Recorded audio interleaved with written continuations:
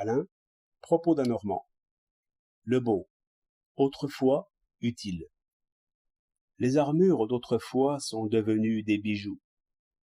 Par exemple, les boucles d'oreilles et les pendants d'oreilles furent autrefois de larges plaques qui protégeaient les carotides. De même, les bracelets et anneaux pour les tendons, les plaques de commandeur pour la poitrine et les colliers à médaillons pour la base antérieure du cou. Dès que, par le progrès des armes, ces moyens de défense ne suffirent plus, on les mit au rebut. Seulement, comme ils avaient été portés longtemps par les plus forts, les enfants et les femmes s'emparèrent. On appela belles ces vieilles choses qui avaient été autrefois utiles. Et certainement, dans ce temps-là, comme maintenant, il arriva qu'on se privait de bien manger afin d'avoir des parures. Cela fait bien voir que les besoins acquis ne sont pas moins tyranniques que les autres, et que les hommes ne cherchent guère l'utile dans ce qu'ils font. Tout ce qui a été utile autrefois, ils s'y attachent, et se feraient tuer pour le conserver. Dans les conflits politiques, même l'arbitre impartial sera bientôt conservateur, s'il ne se surveille pas bien.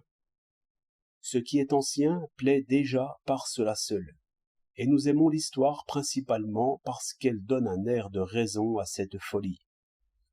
À cela s'ajoute l'autorité des vieillards, qui louent volontiers les hommes et les choses du passé. C'est d'eux que les petits-enfants apprennent à découper des croix d'honneur dans les vieilles armures. Rentrez chez vous et faites votre inventaire. Que de choses inutiles, vieilles assiettes accrochées au mur, et dans lesquelles vous ne voudriez pas manger la soupe. Vieux pots d'étain aux reflets lunaires, qui ont soif depuis 200 ans.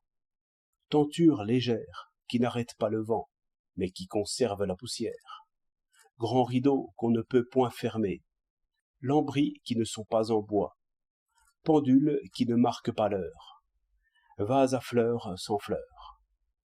Je ne compte pas le salon, inutile par sa nature, ni les housses qui font que l'inutile n'a pas même l'air d'être utile. La plupart des hommes et toutes les femmes passent leur vie à acquérir, ranger et épousseter des objets de musée dont personne ne tire réellement avantage.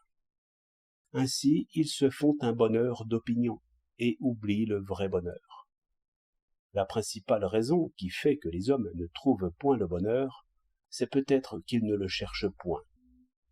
31 août 1908.